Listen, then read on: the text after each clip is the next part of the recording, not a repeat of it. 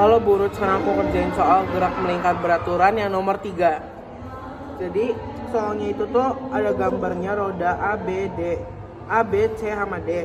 Nah itu tuh jari-jari yang A itu 80 cm itu diubah jadi 0,8 meter.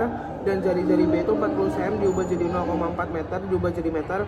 Habis itu yang jari-jari C itu tuh 10 cm diubah jadi 0,1 meter. Dan jari-jari D itu tuh 50 cm diubah jadi 0,5 meter. Jadi itu disuruh tentukan A jumlah putaran roda D selama 2 menit jika roda A ingin menempuh jarak 1,2 km selama 10 menit. Dan B jarak yang ditempuh roda A selama 5 menit selama 5 menit jika roda D berputar 60 rpm.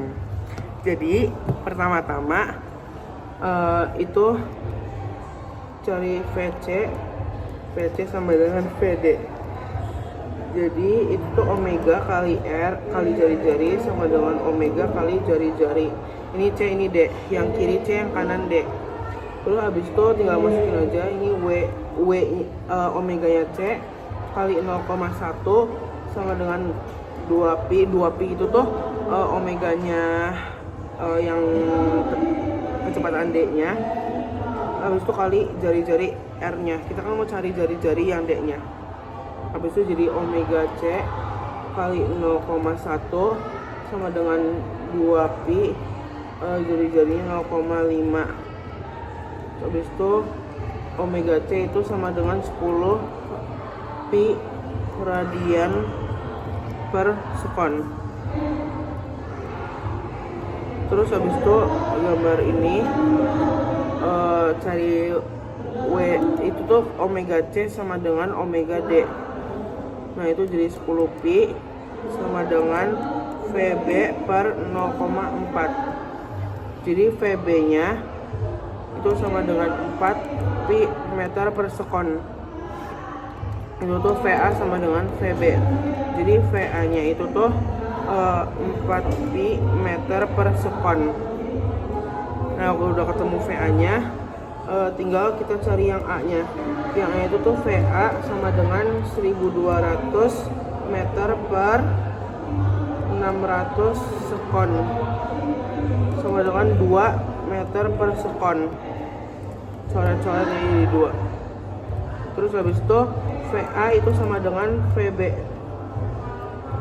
Jadi VB nya itu tuh 2 meter per sekon karena VA nya 2 meter per sekon.